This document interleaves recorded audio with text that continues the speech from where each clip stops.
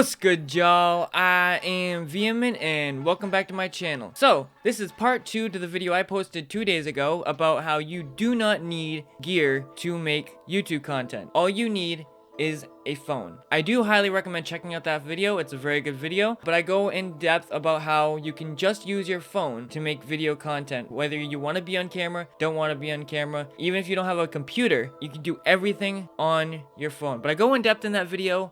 I'll put it up in the corner, whichever corner it goes in. I'll link it to that video. If you're new here, I stream every Monday, Wednesday, Friday, Saturday. So if you have any questions about what we talk about in this video or in that video, and you just want to talk gear, things that can help with your videos, or if you just want to chat, hang out while we play some video games, it's fun. We have a good time. You can just come through and check it out. This video, we are now assuming you're ready to upgrade. The first question is, when should you upgrade and why should you upgrade? In my opinion, my rule of thumb is that you should try making YouTube videos for at least 5 to 6 months before you buy gear. If you already have gear, great. If you want to buy some cheap gear, fine. But I always say wait 5, 6, maybe even 7 months before you start upgrading things, because you might not know in like that amount of time, you might decide you hate it. You hate editing, you hate being on camera, you hate doing voiceover, you hate everything that has to do with content creation. You just don't like doing it. I don't recommend buying all this gear before knowing that, because now you got all this gear that you either have to sell or let collect dust. Let's say you do want to continue making content. You know for a fact you want to make content. And also, this all assumes that you have a computer. Everything I'm going to say in this video, a computer would help. What's the first thing you should upgrade?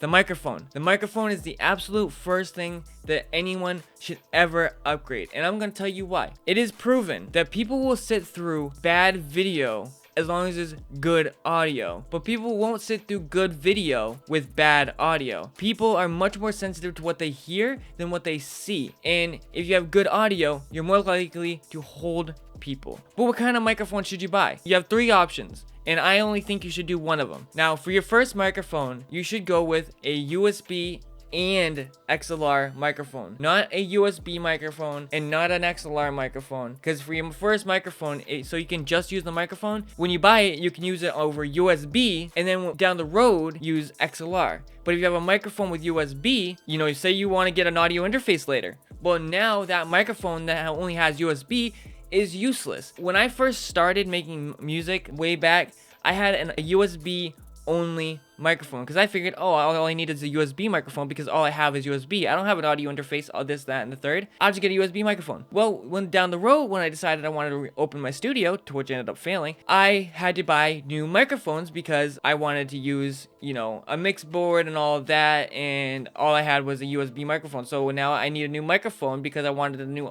interface. But if I have a microphone that's already got XLR and USB, well, now my microphone is timeless. I can use my microphone as long as I need it, or until I'm ready to get a new microphone. I've had an audio interface for a while, so I've only bought XLR microphones, but for a first microphone, XLR and USB. As like a side upgrade, I highly recommend getting a mic arm. I personally hate seeing people with their microphones way down on their desk, like 1.5 feet away from their mouth. The audio quality is terrible, and then you're right next to the keyboard. Say you're a streamer, you got this microphone literally inches away from your keyboard.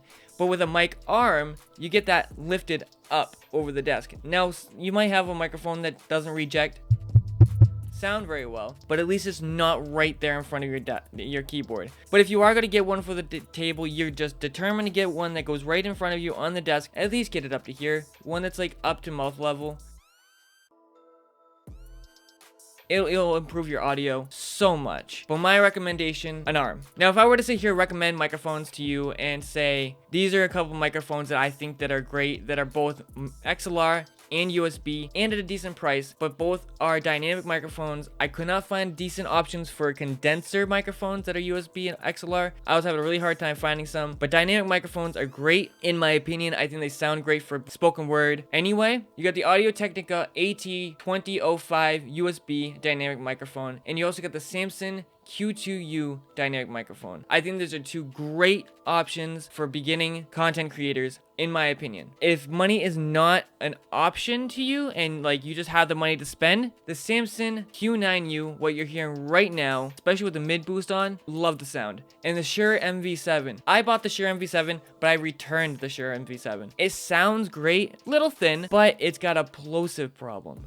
That pop filter on it is cheap garbage. It's worthless. And they want $250 for this microphone, and they give you that pathetic excuse for a pop filter. It's an insult.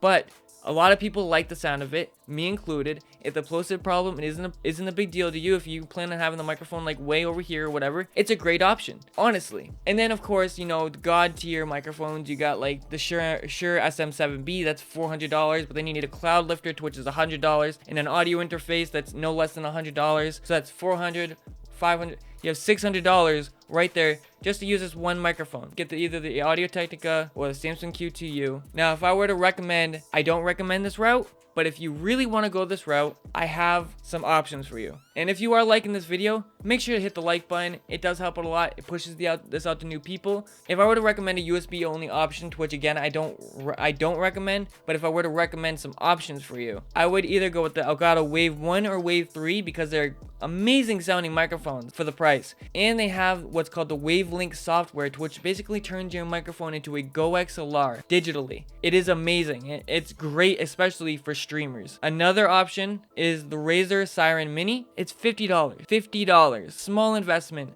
for a great sound. But don't use that little stupid stand it comes with because it's so far away from your microphone, you get so much room sound, it ends up ruining the great quality that the microphone actually has. Toss it on one of these, it's great. $50? Oh, it's a steal. So if you were to go USB, I would go with one of those two options. And at least you're not dropping a ton of money if you were to switch to XLR later. But the whole point is to not have to keep rebuying the same gear over and over again. That's kind of the point I'm trying to get at, is not having to buy the same gear over and over again. Okay, by the way, everything that I recommend in this video, I will have linked in the description, but to be transparent, they are affiliate links. But now, okay, you got your microphone. It's on a nice boom arm. Your videos are sounding great. What's next? Your lighting. Reason you're gonna do your lighting next, because a good lighting can make a bad camera look great. Just enough lighting can improve any camera. I mean, yeah, you're gonna have cameras that just downright look terrible, but it can still look better with better lighting. This light that I'm using right now, I would totally throw in the description because I highly recommend it, even with some of its problems, but I can't find the listing for it anywhere online. It's completely unbranded. I checked the box, I checked the back, it's just called Camera Light. So I can't throw anything down there, and I can't sit here and just recommend anything because I don't know the quality. I know that some of the newer stuff is highly recommended, so maybe I'll throw like I'll check the Amazon, and if I find anything that looks good enough, I'll throw a link down in the description.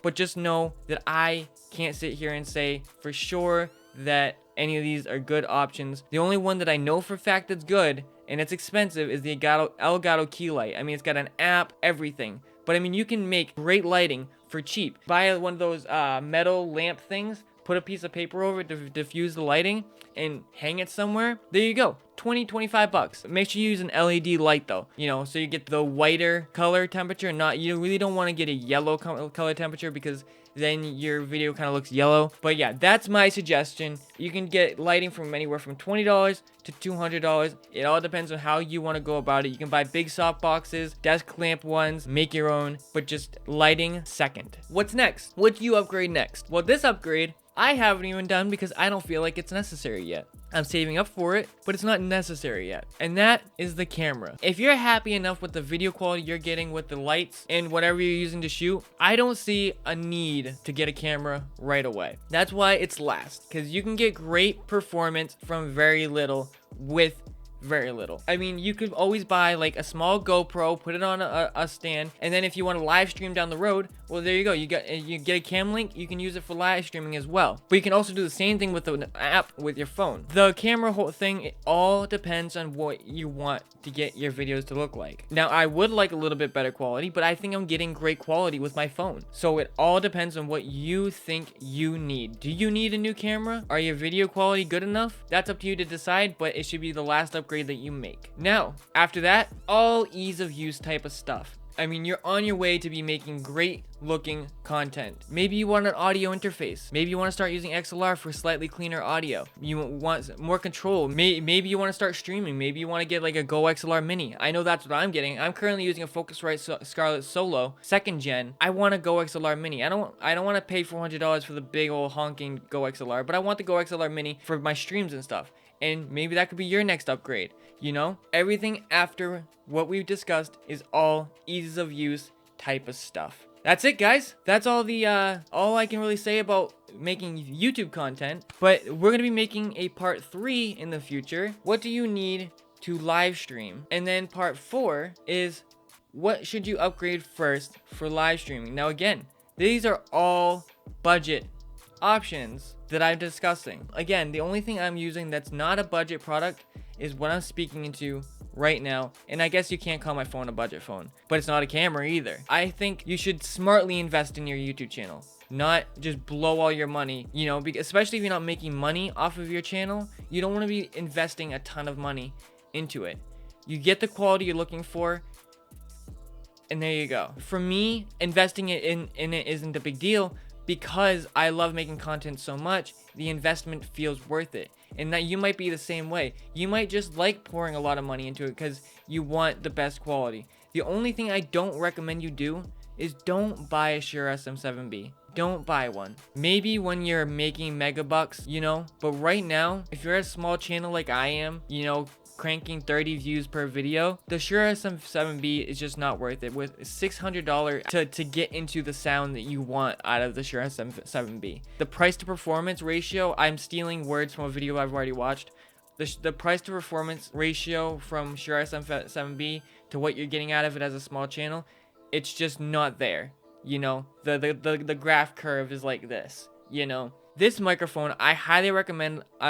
It's very polarizing. Some people crap all over it. Some people love it. I love this microphone. I absolutely love it. The only problem I have with it is the noise rejection. Is whatever's going on inside is rattling. And when you whack the boom arm, it makes a resonance noise. That's my only complaint with this microphone. But I will be making an extensive review of this microphone, so stay tuned for that. I have all kinds of ideas. That's why I'm glad I changed my content, because I'm so inspired by this. Because I love creating content, and I've learned so much over the years that I want to help you guys also. I stream every Monday, Wednesday, Friday, Saturday, and if you like this video, it does help out a lot. Come on for the ride. Enjoy making content, guys. That's all from me. Peace.